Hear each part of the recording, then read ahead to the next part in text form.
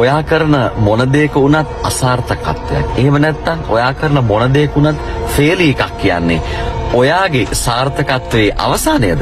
කොහෙත්ම නැහැ. ෆේලි එකක් කියන්නේ තවත් ආරම්භයක් පමණයි. Failure is the new beginning of your life. ඔබ දන්නවද? ෆේලි එකක් කියන්නේ හොඳ ගුරුවරයෙක්.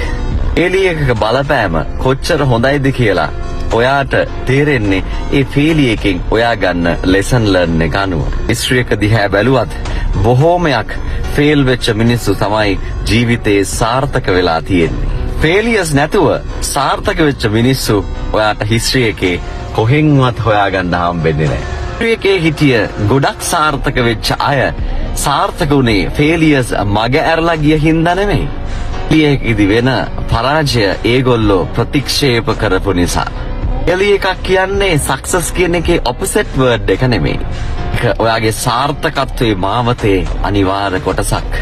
ෆේල් වෙන හැම විටකදීම ඔයා ගොඩක් ශක්තිමත් වෙනවා. ඔයා වෙනදට වඩා අලුත් විදිහකට හිතන්න පුරුදු වෙනවා.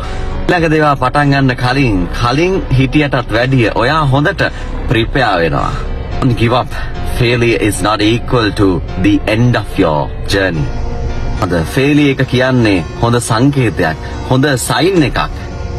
That showing you are moving forward. ඔයාගේ සාර්ථකත්වයට යන බවට දෙන හොඳ sign එකක් තමයි failure එකක් කියලා කියන්නේ.